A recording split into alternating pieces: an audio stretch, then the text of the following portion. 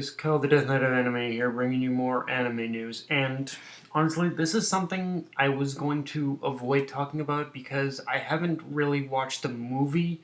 I've only really watched clips of it, and I know people are probably gonna get at me for not watching them for not watching the movie in general, honestly. But I thought even though I've only seen clips of it and not really seen the actual movie, I thought I'd still talk about this, which is the backlash that has been received from the from the live action Death Note live action animated movie, live action movie on Netflix. And like, okay, to start off with the core of what I'm talking about here is, of course, that Adam Wingard or Wingard, Wingard or Wingard, one of his, I don't know, so I'm sorry, Adam, if I pronounced your name wrong, but they basically of how he was receiving death threats from anime fans, for basically make on the poor reception of the Netflix Death Note movie. And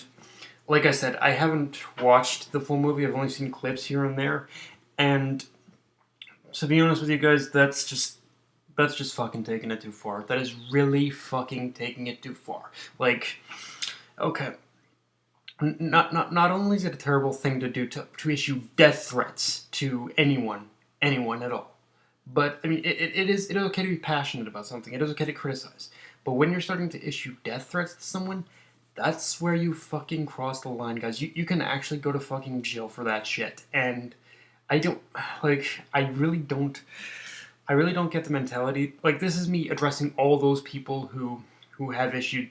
I'm talking to, basically, this is me addressing all those people who have issued these death threats. Guys, I don't know what the fuck was going through your brains, but you could literally go to jail for that shit. You really fucking could. So I don't know what was going through your fucking brains, but you really should have definitely used them more. You really should have. But yeah, like just the overall death threats themselves are like stupid as fuck, because the thing about it is that this is giving the anime guys, by you issuing these death threats, you're giving the anime community a bad fucking name. We already, well, I mean, don't get me wrong, the anime is slowly becoming more acceptable in the West and whatnot, but the thing about it is that it's shit like this that really gives us as anime viewers a very bad name. And you doing that, just it really boggles me as to why you would want to do that to begin with. If you don't like the film, fine, but you don't go around issuing death threats. I mean, hell, if it makes it feel better, you go ahead and you make a review video or something of the film. You just don't review a rant video of the film. You don't go around fucking just fucking issuing death threats to the actual of course to the director of the film. Now, of course, Adam, thankfully, he definitely took it like a champ, because he ended up, this is of course he of course took it like a champ. He decided to as we know, he decided to delete his Twitter account, and even he addressed the stupidity of this all. So honestly, he definitely took it like a champ. But it's like, yeah, guys, not only does do the fact that you were issuing death threats to the man make you guys look stupid, but it also it brings a bad name to. It affects us as us as an anime community. It affects us entirely, and it really just it really affects us as an anime community, and it turns people off from even trying to experience the definite artistic and amazing storytelling quality of anime. And by doing that, you turn them off.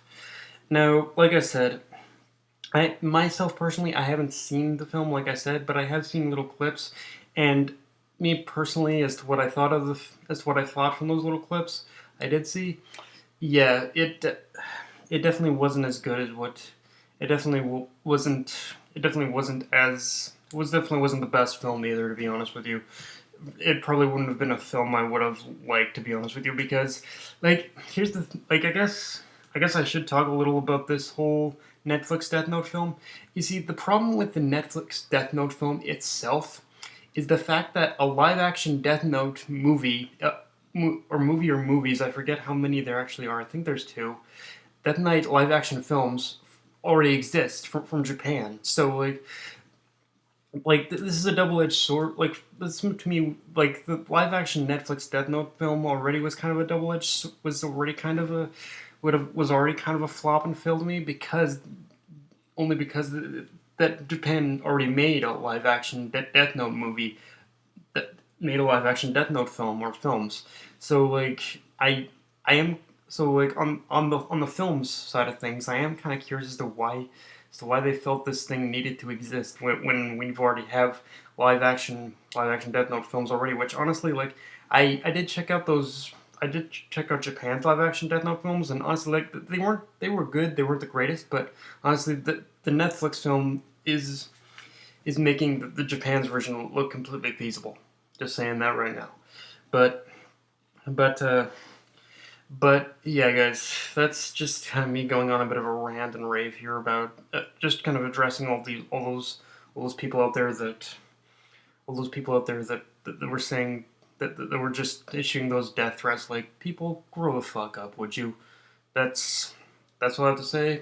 Death Knight. But yeah, that's pretty much all I have to say, guys. Just go ahead and tell me what you guys thought about this. I'll link the article in the description below to those who haven't seen it yet. But yeah, just stupid. Death Knight of Anime, signing off. Later, guys. Seriously, grow the fuck up.